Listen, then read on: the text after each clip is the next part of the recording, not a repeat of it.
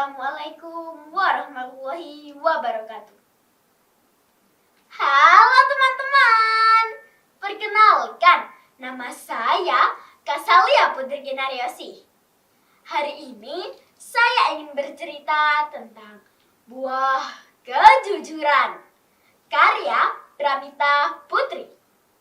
Teman-teman, di sini siapa yang pernah ditanya, siapa yang makan kue di dapur? Lalu kita jawab,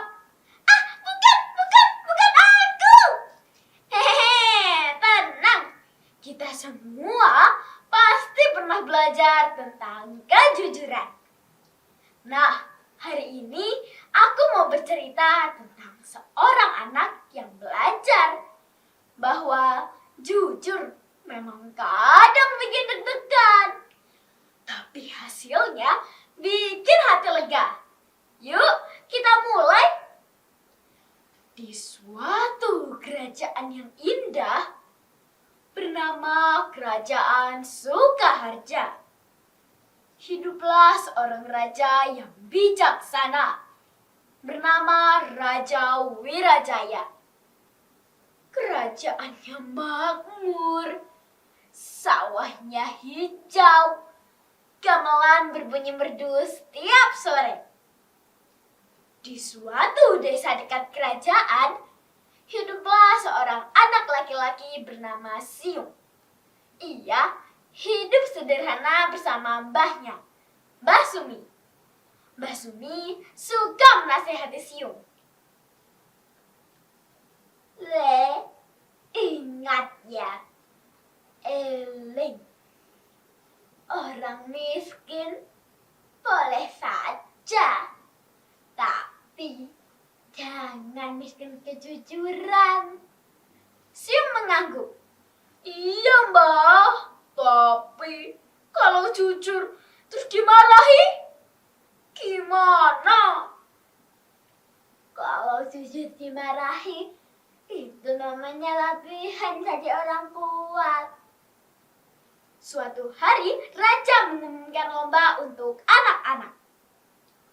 Saya akan meletakkan koin ini di alun-alun.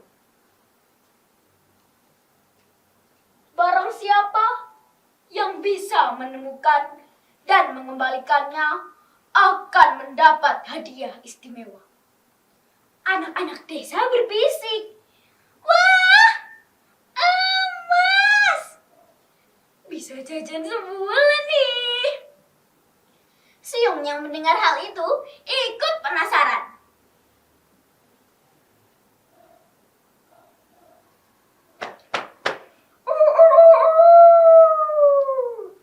Keesokan harinya, Siung membantu mbahnya pergi ke pasar. Tiba-tiba, ia melihat sesuatu berkilau di dekat pohon beringin besar. Loh, ini pasti koin emas dari raja. Kalau aku ambil, Mbak bisa beli beras banyak. Tapi, ini kan bukan punya aku. Tiba-tiba, lewatlah temannya, Sonta. Siung! Wah, emas! Ambil saja, raja kan kaya. Kalau raja tahu, ya jangan bilang-bilang. Tapi kok hatiku rasanya kayak digelitikin semut ya kalau mau berbohong. Di tengah kebimbangannya, ia mendengar suara dari arah keraton. Anak-anak desa sedang bermain dan bernyanyi. Cubla suang, suange tenggelenter, mambu ketundong kudel, paampole ralere sopen guyu, ngelek ake sir pong dele kopong sir pong dele kopong. Mbah pernah bilang kalau lagu itu tentang mencari harta. Tapi yang terpenting bukan hartanya, melainkan hatinya yang bersih.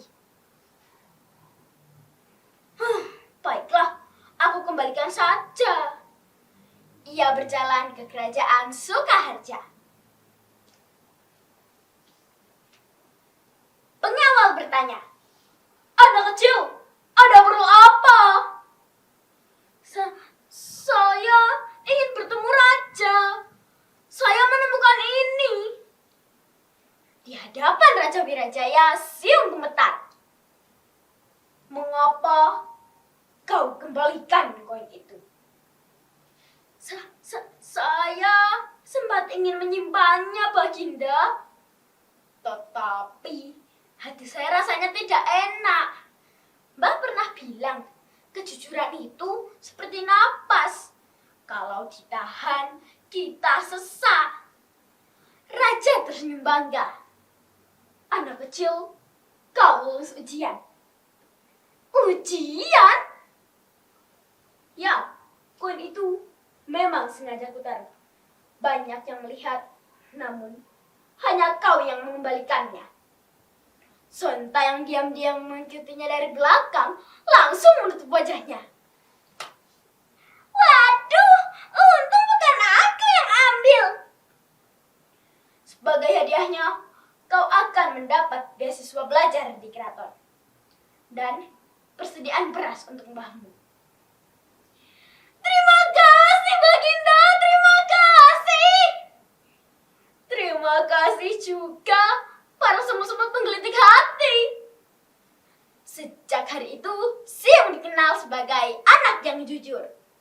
Dan benar kata mbahnya, jujur memang kadang bikin deg-degan, tapi hasilnya bikin hati lega.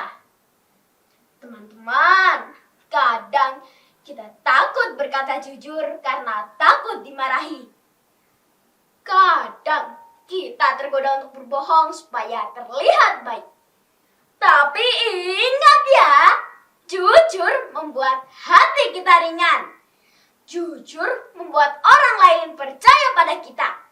Jujur membuat kita menjadi anak yang kuat dan berani. Yuk, mulai hari ini kita belajar untuk berani berkata jujur, mengakui kesalahan, dan tidak mengambil yang bukan milik kita. Karena